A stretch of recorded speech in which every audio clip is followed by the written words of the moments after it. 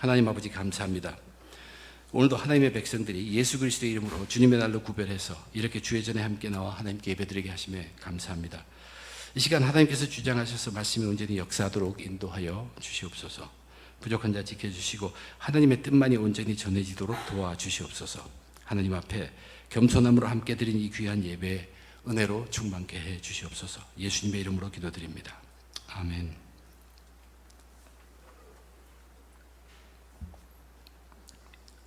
지난 주일에 우리는 사도행전 13장에 성경에 기록된 것으로는 바울의 첫 설교입니다. 그것을 본문의 말씀으로 대했습니다. 그 설교는 비시디아 안디옥이라는 곳, 즉 비시디아라는 지방의 안디옥이라는 도시에서 바울과 바나바 선교팀의 제1차 선교 사역 중에 선교팀의 대표로 이제 바울이 전한 설교였습니다. 그 설교를 통해서 우리는 사도 바울이 갖고 있는 세계관, 또 그의 신앙관을 엿볼 수 있었습니다. 사도행전 그 앞부분에는 이미 이제 기록된 설교들이 몇 편 있습니다. 베드로의 설교도 있고 스데반의 설교도 있고 이제 여기 바울의 설교도 있습니다. 근데 그 각 설교 속에 나타난 하나님이 조금씩 특색 있게 나왔다는 것을 한번 주목해 볼 만합니다. 베드로의 설교 가운데 나타난 하나님은 우리 인간을 구원하시기 위해서 자기 아들 독생자 예수를 보내시고 그 예수를 영화롭게 하셨다 하는 그런 주제로 하나님을 설명하고 있습니다. 거기에 비하면 우리가 성경 공부를 통해서 배웠듯이 이 스데반의 설교 중에 하나님은 모든 사람을 위한 하나님이며 어느 지역에 구애되지 않고 여러 군데 늘 나타나시는 그런 하나님으로 표시되고 나타나고 있습니다. 거기에 비하면 사도 바울은 지난주에 우리가 공부했듯이 인류 역사를 주관하시는 하나님이시고 그 인류의 역사를 이끄실 때 하나님의 말씀으로 이끄시며 그 말씀으로 이끄실 때 그 중심은 항상 예수님이 그 안에 계셨다. 이렇게 중심을 그렇게 설교를 했습니다. 이렇게 각 사람들의 그 은혜를 끼친 설교 속에는 같은 하나님이지만 강조점이 분명히 달리 되어 있다는 것을 우리는 알게 됩니다. 세계 선교를 위한 바울의 제1차 여정에서 바울과 그 선교팀은 비시디아 안디옥에서 바울의 전한 설교로 인해서 대대적인 효과를 거둡니다.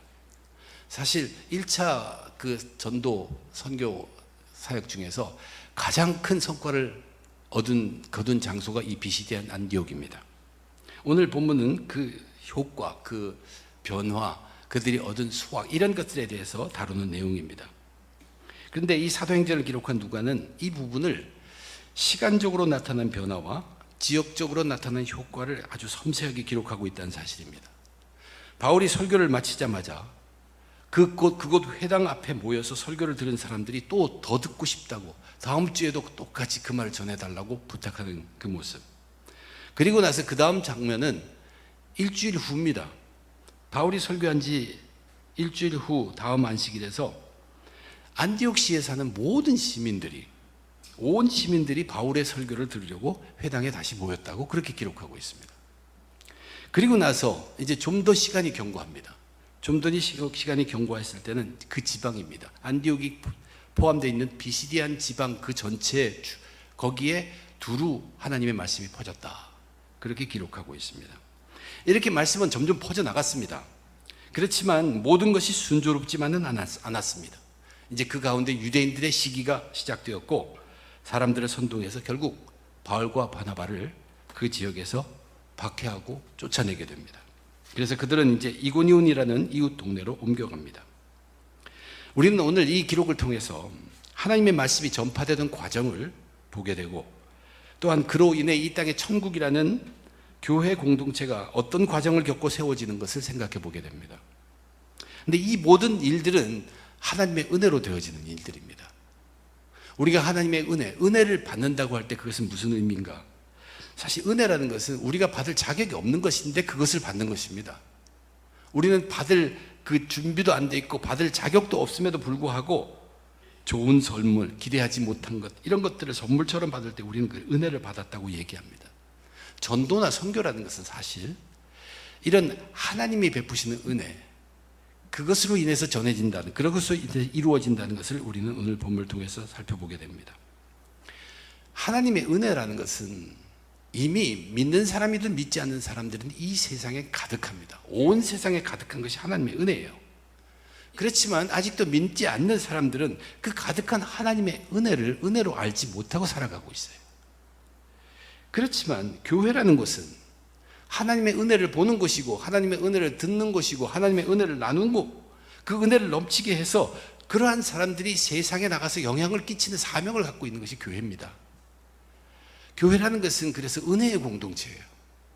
우리가 받은 은혜, 본 은혜, 들은 은혜, 나눈 은혜, 간직한 은혜, 이것 가지고 세상을 변화시킵니다. 세상에 영향을 끼치는 일, 이것이 교회에 주어진 사명입니다. 교회는 분명히 은혜의 공동체입니다. 이 땅에 그리스도인들의 믿음의 공동체, 교회가 처음 세워질 때 그때 하나님의 은혜와 그때 말씀을 듣는 자와 그때 말씀을 전한 자들, 그들의 모습 속에서 오늘 저와 여러분 우리들이 깨우칠 것이 무엇인가를 함께 살펴보도록 하겠습니다. 우선 하나님의 은혜, 말씀을 통한 그 하나님의 은혜. 바울의 설교는 설교 듣는 자들을 다 뒤흔들어 놓았습니다. 사람들이 다음 주 그 안식일에도 또 같은 말씀을 전해달라 부탁할 만큼 사람들은 큰 감명을 받았습니다. 바울이 지난주에 공부한 그 설교 내용을 보면 자기 설교의 대상을 부르면서 설교를 합니다. 3번을 부르게 됩니다. 그 3번의 단락으로 우리가 나누었지만 처음에는 이스라엘 사람들아 그리고 하나님을 경외하는 자들아 그렇게 얘기하고, 두 번째 단락에서는 아브라함의 후손들아 그리고 하나님을 경외하는 자들아, 세 번째는 형제들아 그렇게 불렀습니다. 항상 하나님을 경외하는 자를 염두에 두고 이야기하고 있다는 얘기예요. 그것은 유대인들만이 아니라 혈통적으로는 유대인이 아니지만 헬라파 출신이든 다른 이방 출신이지만 유대교로 전환한 그러한 사람들이 회당에 있음을 인식하고 전한 설교의 말씀이었습니다. 그런데 그 말씀이 끝났는데 그때 유대인들과 또 경건한 유대교에 입교한 사람들이 모임이 끝났는데도 가지 않고 바울과 바나바를 따라다니면서 다시 한번 그 말씀을 듣고 싶어 했다는 얘기입니다. 그런 그들에게 바울과 바나바가 권면합니다. 이 권면의 말씀이 굉장히 중요합니다. 뭐라고 얘기했냐면 항상 하나님의 은혜 가운데 있으라. 항상 하나님의 은혜 가운데 있으라. 그 말은 당신들 지금 여기서 이렇게 지금 막 다음 주에도 이렇게 얘기해달라고 하는 것이 바로 여러분이 하나님의 은혜 가운데 있는 것입니다. 이것을 시간이 가도 변치 않도록 이 은혜 가운데 계속 있으라는 것을 권면의 말씀을 해주었습니다. 지금 당신이 체험하고 있는 것이 하나님의 은혜이며 이것은 그냥 두면 그대로 은혜 가운데 거할 수 있는 것은 아니란 뜻이에요. 시간이 가면서 잃어버릴 수도 있고 시간이 가면서 놓쳐버릴 수 있는 하나님의 은혜라는 것을 이야기해주고 있습니다. 근데 이것을 보면서 우리가 생각하는 것은 뭐냐면, 일전에 그 바나바가 예루살렘 교회에서 파송을 받아가지고 지금 여기서 말하는 비시디안 안디옥이 아니라 시리아 쪽에 있는 안디옥, 지금 바울과 바나바를 선교사로 파송한 그 모교회 안디옥 교회에서 어떤 사람들이 이방인 애들에게도 복음을 전하니까 그 사람들이 예수를 믿고 복음을 받아들이고 예수를 믿는다는 소문을 듣고 예루살렘 교회에서 바나바를 보냅니다. 근데 바나바가 가서 보니까 그 교회 내에 하나님의 은혜가 가득하더라. 그러면서 그들을 잠시 떠나면서 바나바가 뭐라 그러냐면 주와 함께 있으라. 예수와 함께 있으라. 그들의 은혜가 계속되게 하기 위해서 너희들의 방법은 지금 너희들이 하는 것처럼 예수 하면서 예수에 붙어 있는 것처럼 예수와 함께 있으라. 그렇게 권면했습니다. 마찬가지로 지금 비시디아 안디옥에서 많은 사람들이 하나님의 말씀을 통해서 감동을 받고 있는 걸 보고 그 감동의 은혜를 잊지 않도록, 그 감동이 살아있도록 항상 하나님의 은혜 가운데 있으라고 바울과 바나바가 권면했다는 얘기입니다. 왜냐하면 시간이 경과하면서 은혜 가운데 거하지 못하게 되는 사람들이 있기 때문에 그렇습니다. 그러면 우리가 생각해 볼 것은 바울 설교에 무엇이 그들을 그렇게 감동시켰는가 하는 것을 생각해 볼 필요가 있어요. 물론 사도 바울이 그 유대인들에게 전한 그 메시지는 굉장히 혁신적인 것입니다.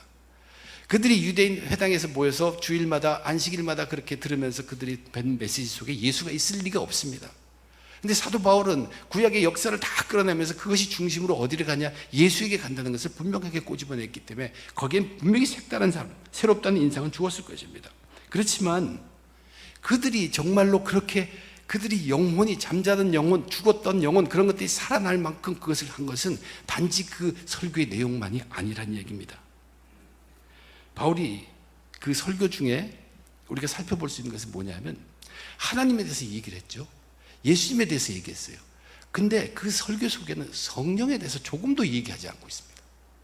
바울은 성령에 대해서 아주 심도 깊게 알고 있는 사람이고 성령에 대해서 가르친 사람임에도 불구하고 그의 첫 설교 속에는 성령에 대해서 언급이 하나도 없습니다. 그런데 성령에 대해서 말할 필요가 없어요.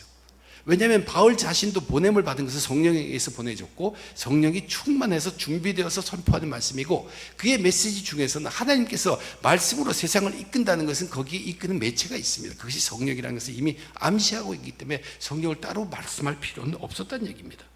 또한 그때가 어땠습니까? 하나님께서 이 땅에 교회를 세우기로 하시는 때예요.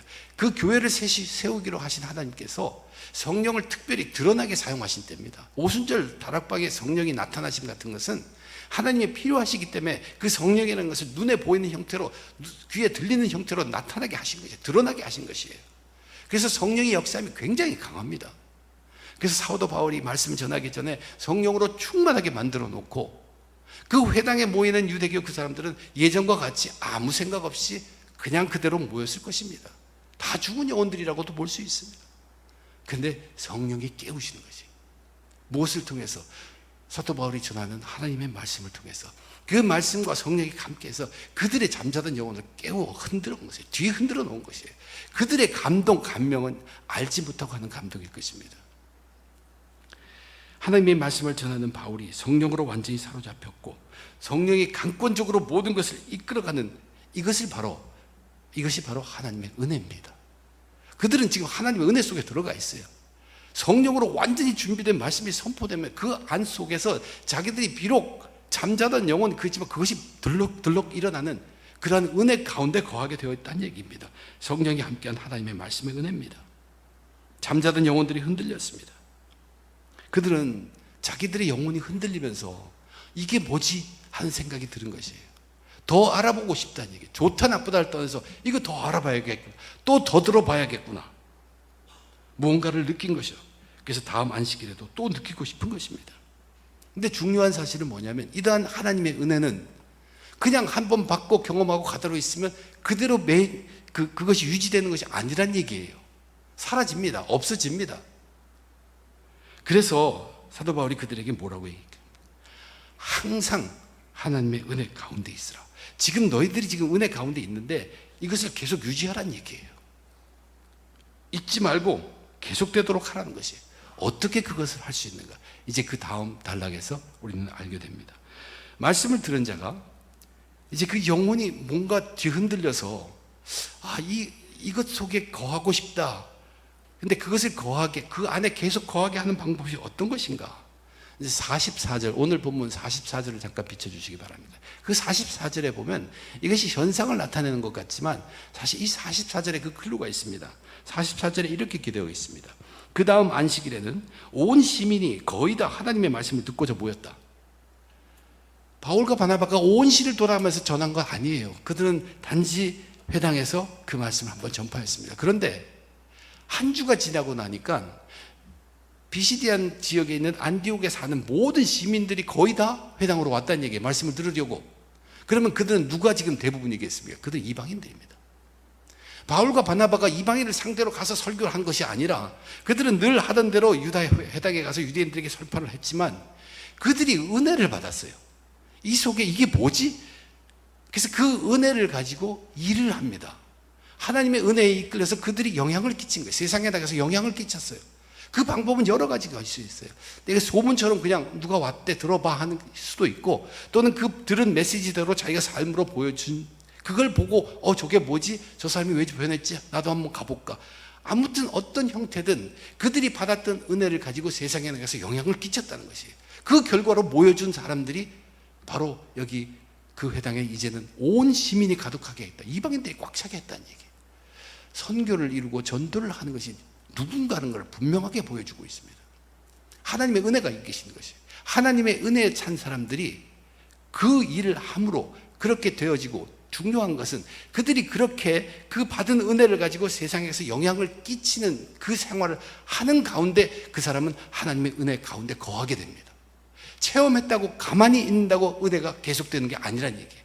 그들에게 이 하나님의 은혜 가운데 거하라는 그 권면의 말씀을 듣고 그들이 한 것은 알리고 전파하고 영향을 끼쳤다는 얘기예요. 그래서 그들은 계속 하나님의 은혜가 내 가운데 있었습니다. 그러나 그런 사람들이 전부가 아닙니다. 이제 그 다음 45절에 보면 이런 기록이 있어요. 유대인들이 그 무리를 보고 시기가 가득하여 바울이 말한 것을 반박하고 비방하거늘. 45절입니다. 여기 보면 이 유대인들은 이제 다음 주가 돼서 회당에 갔더니 막 여기저기서 이방인들이 와가지고 자리를 잡고 막 그러니까 시기가 났다. 그래서 바울이 했던 말을 반박하게 되고 그들을 비방했다. 이런 식으로 기록되어 있지만 사실 이것은 그거보다 좀 더 상세한 디테일이 그 안에 있습니다. 우선 시기심이라는 것은 자기 교만의 표현입니다. 자기 속의 교만의 표현입니다. 이들도 영혼이 뒤흔들림을 받았어요. 이게 뭐지? 다시 한번 듣고자 했습니다. 그러면서 집에 갔어요. 그렇지만 그들은 자기가 받은 은혜로 인해서 옆에 영향을 끼치려는 그 생각보다는 이게 뭐야? 하면서 자기가 전에 받은 그 하나님 말씀 위에 가서 그 말씀을 내가 반박한다면 뭐가 있을까? 그런 것을 생각하고 채워놨어요. 그러니까 바로 그 행위는 하나님 말씀 위에서 하나님의 받은 은혜 안에 거하는 것이 아니라 그것을 평가하는 사람입니다. 그러고 보니까 자기가 알듯 알지 못하듯 관계없이 자기 속에 만약에 내가 다음에 만나면 이것을 물어본다. 그것도 좋지만 더욱더 그 말씀, 하나님의 말씀으로 보지 아니하고 바울이 전한 말로 거기에 반박할 것이 의식, 무의식 중에 속에 쌓인 것입니다. 그렇지만 자기 영혼이 흔들렸어요. 이게 뭐지? 그래서 다음 주에 왔어요. 다음 안식일에 왔어요. 와서 보니까 이게 세상이 다 바뀌어 있는 것이에요. 자기들이 늘 기득권 누리던 그것을 다 빼앗겨 버린 것이에요. 자리도 자기가 잡던 자리에 못 앉는 것이에요. 이러한 조그만 것들, 이것이 그들을 흐트러 놓습니다. 그때 터져 나온 것이 자기들이 시기심을 갖고 생각했던 바울이 전한 설교를 하나님의 말씀으로 듣지 아니하고 바울의 말로 생각했을 때 자기들이 은연중에 쌓였던 반박할 말들이 터져 나온 것입니다. 그리고 비방하게 된 것이에요. 그들은 분명히 항상 하나님의 은혜 가운데 거하기를 애쓰지 않은 사람들입니다. 이 시기심이 생겨서, 근데 이것은 어디에 나오는가? 이 모든 자기의 교만에서 출발한 것, 자기를 버리지 못하면서 생각한 것입니다. 그런데 사실은 겉으로는 이 바울을 향한 도전이 어떤 반박으로 나타났지만 실제로는 그 사람의 그 안의 영혼이 하나님의 말씀을 거부하고 있는 갈등입니다. 이것은 당연한 것이에요, 사실은. 왜냐하면 하나님의 진리 말씀 앞에서 세상에 오래 물들어 사는 죄인들, 그 영혼은 그 진리 앞에서 꿈틀대며 갈등하는 것이 어떻게 보면 당연하다는 것입니다. 그러나 이 과정, 이 단락에서 우리가 꼭 마음에 담아둬야 할 구절이 하나 있습니다. 48절입니다. 48절은 사도 바울이 했다는 것이 아니라 이 사도 바울을 기록한 사도행전을 기록한 누가가 한 기록이에요. 누가가 썼는데 어떻게 기록을 했냐면 이방인들이 듣고 기뻐하여 하나님의 말씀을 찬송하며 영생을 주시기로 작정된 자는 다 믿더라. 이거 누가가 표현한 기록입니다. 근데 여기 무서운 기록이 뭐냐면 영생을 주시기로 작정된 자라는 말입니다. 결국 이 가운데 있는 단락에서 성경이 우리에게 주는 메시지는 뭐냐면 유대인들은 자기들은 무엇을 어떻게 하든 것이 영생을 받기로 작정된 사람이라는 확신이 있었어요. 그렇지만 이방인들은 그들이 아무리 거룩하고 무엇을 해도 저들은 영생을 받지 못한 사람이에요. 유대교를 전향하지 않는 한. 그런 생각이 뚜렷한 사람입니다.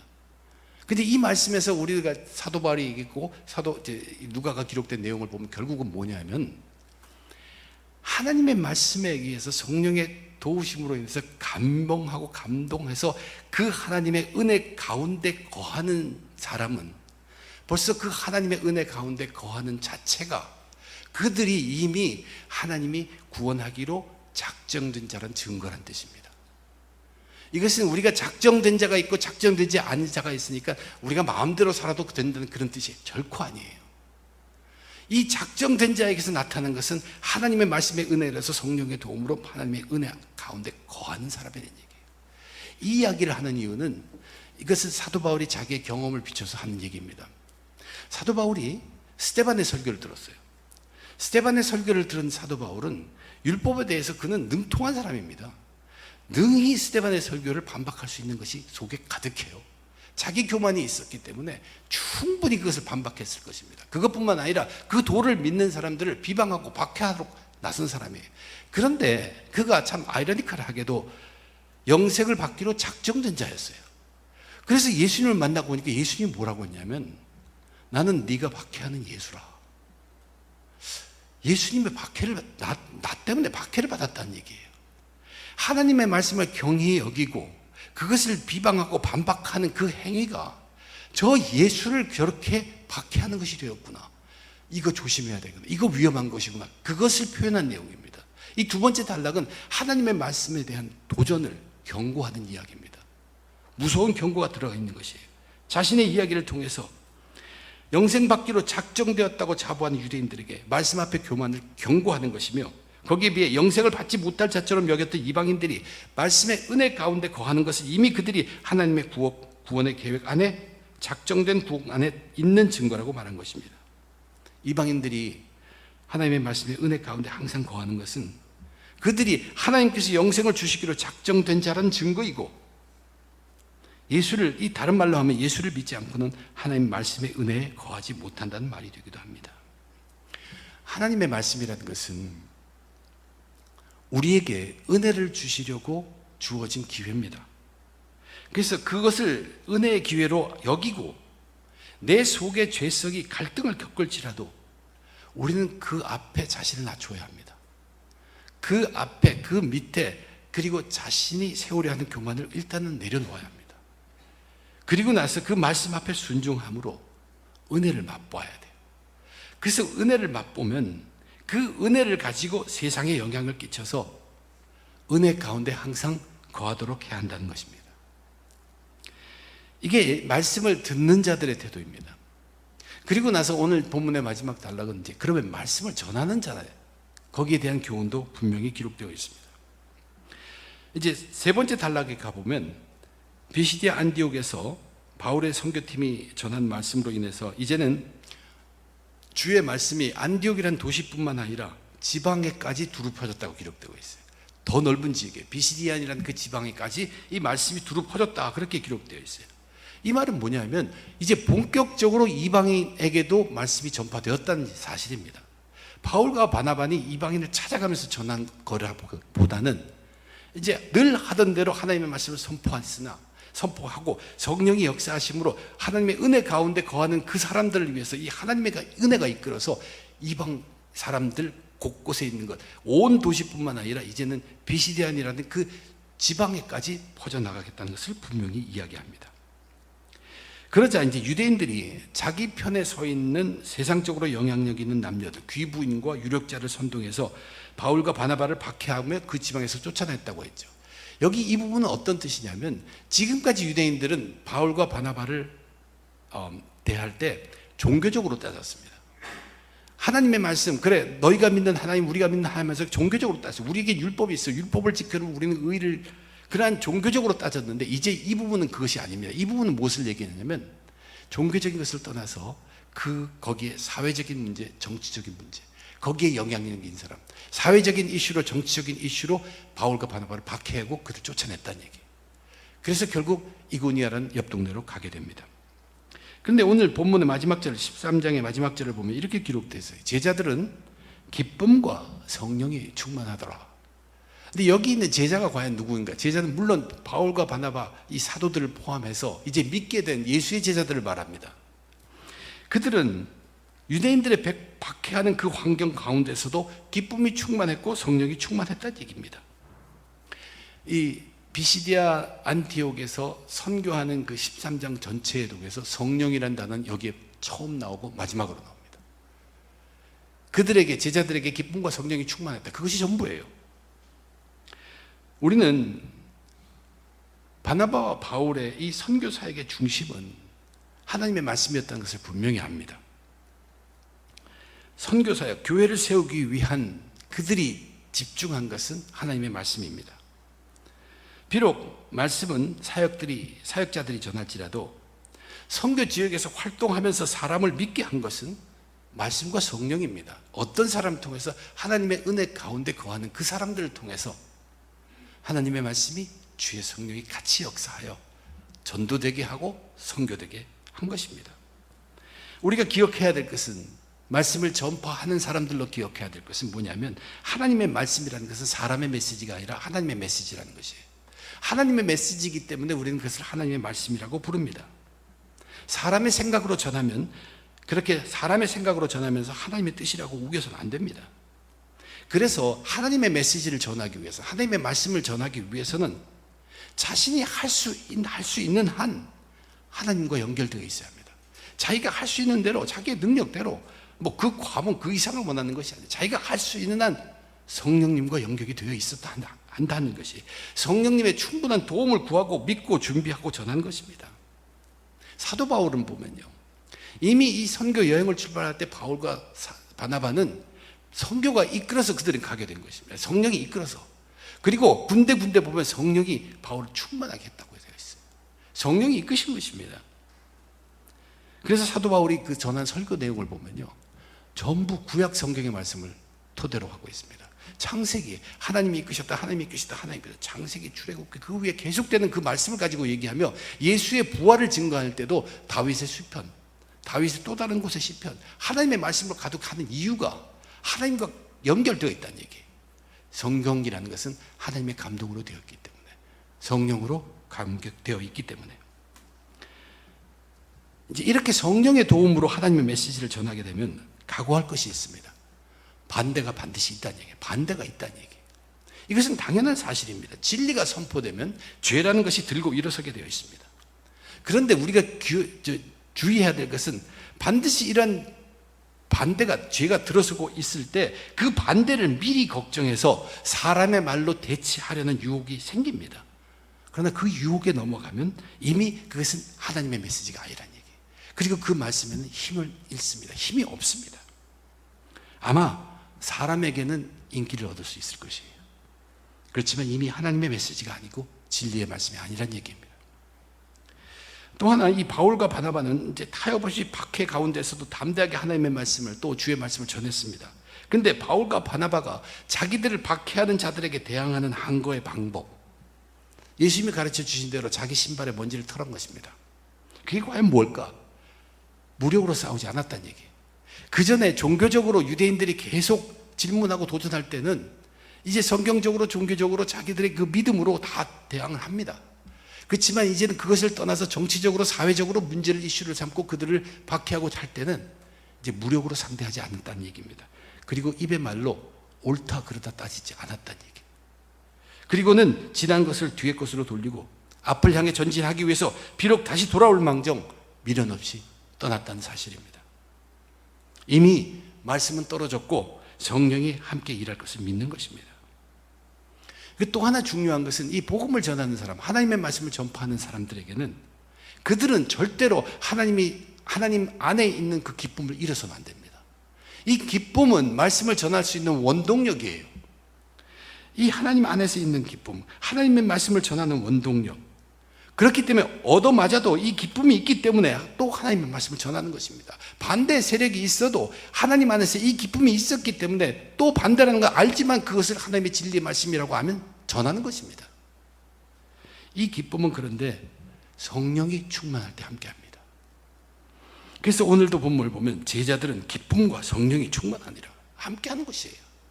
성령이 도우시고 그것으로 인해서 주 안에서의 기쁨이 속에서 샘솟습니다. 겉으로는 정말 비참한 상태가 될지라도 이 안에 있는 기쁨이 그들을 가만두지 않고, 그래서 박해의 길이지만 고난의 길이지만 하나님의 말씀을 전파하게 된다는 얘기입니다. 제자들은 기쁨과 성령이 충만하니라. 언제 그랬습니까? 그들이 다 헤어지게 됐어요. 사도들은 이제 떠납니다. 그리고 믿었던 제자들, 그들을 보내야 돼요. 이러한 이별이지만, 쫓겨나는 사도들, 헤어지는 제자들, 세상적으로는 아쉽지만 이것이 하나님 안에서의 진정한 기쁨이라는 것을 그들은 안다는 얘기예요. 그렇게 헤어짐으로 말씀은 전파되어 있다는 것을 알게 되고, 이제는 그들을 떠나 우리 스스로 하나님의 천국을 이 땅에서 진리의 말씀을 누릴 수 있다는 하나님의 은혜 가운데 거한다는 그 기쁨이 그들에게 있었던 증거입니다. 하나님 은혜 가운데 거하는 자는 결국 말씀이 왕성하고 성령이 충만하여 주님이 주시는 기쁨 안에 살게 됩니다. 저와 여러분, 우리들은 어떤 사람이냐면 눈에 보이는 것만 가지고 사는 사람들이 아니에요. 귀에 들리는 것만 가지고 사는 사람들이 아니에요. 오늘 설교의 마감을 하면서 제가 지난 주일 새벽 기도 중에 있었던 그 엘리사에 관한 이야기 하나를 말씀을 전하고 오늘 말씀을 마칠까 합니다.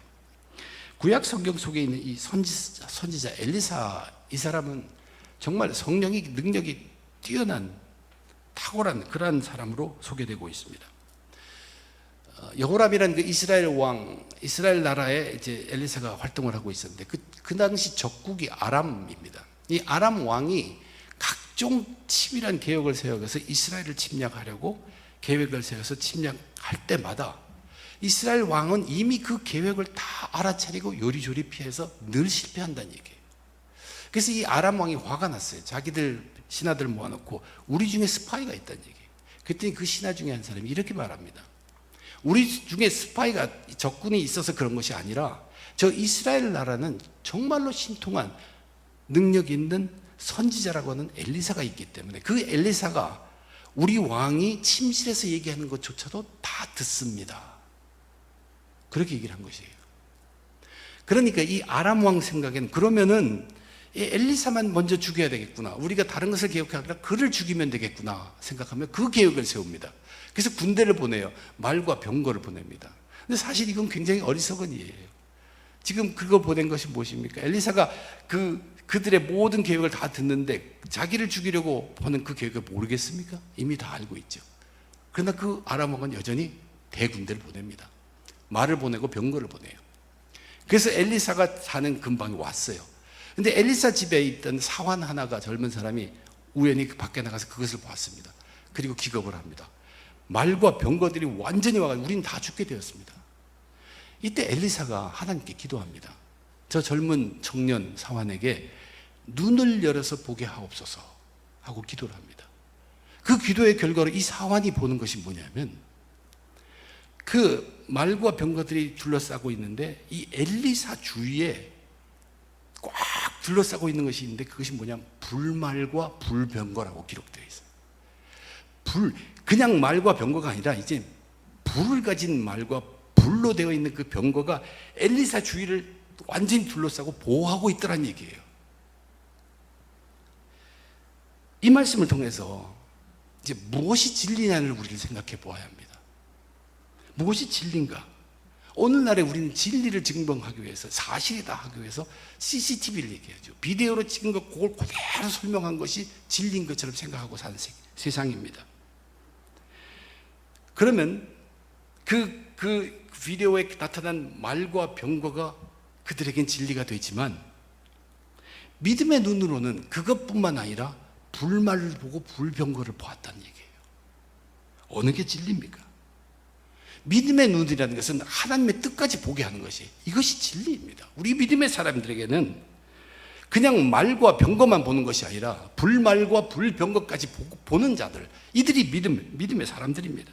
믿음의 눈은 하나님의 뜻까지 보게 하는 것입니다. 그것이 진리의 면모를 보는 것이에요. 우리는 믿음의 눈으로 진리까지 보게 되는 기쁨을 아는 사람들입니다.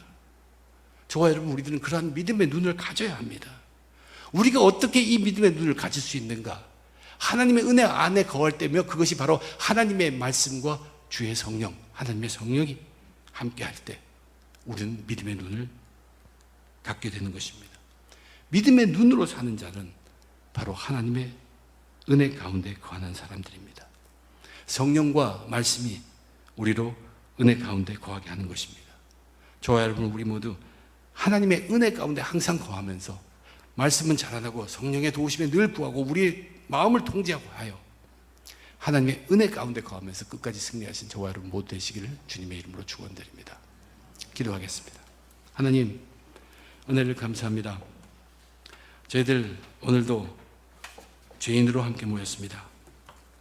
그렇지만 다시 한번 깨닫게 하여 주시옵소서.